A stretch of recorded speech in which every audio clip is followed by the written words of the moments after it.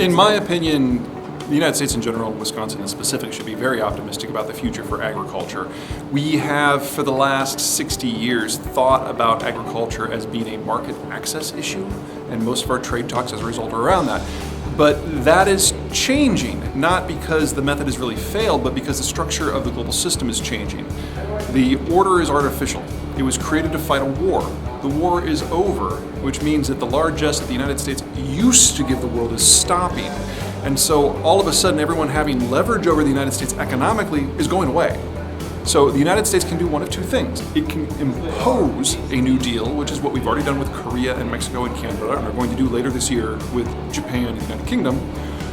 Or it might even start being kind of rude and sticking its battleships into somebody else's business.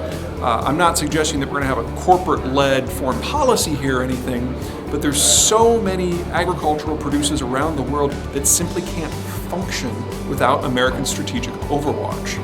And if the United States is one of only a handful of countries that can't just maintain but maybe expand output, it's either buy it or die. I hate to say that it's quite that straightforward, but it really is. The biggest challenge that American farmers are going to have is it's not necessarily a straight line from here to there. So we're in the dying days of the global system. Lots of countries, most notably the Europeans, still believe they've got some leverage even though they don't. And so they push it to the wall and then you have a sharp break. That will lead to civic breakdown, economic dislocations, recessions, depressions, which overall will decrease the demand for foodstuffs globally. But supply is going to crater. So the United States gets a much larger piece of a much smaller pie. It's still a net gain, but it's not just a straight road. There'll be a lot of bumps along the way. So when you're talking dairy, beef, and tree fruits specifically, those are the subsectors of agriculture that are most labor intensive. Population supply out of Mexico has capped. It's only going to go down from now on. Population supply out of Central America has almost capped, and it'll start going down in 2 years. So if you are dependent upon importing labor, you have really 3 options. Option number 1, sponsor a caravan from Honduras.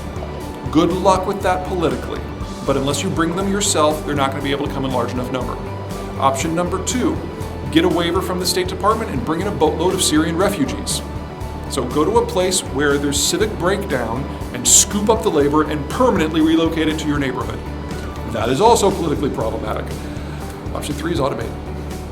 Sorry folks, those are the only options left. We are facing a population bomb around the world, and that is before global agriculture starts to break down.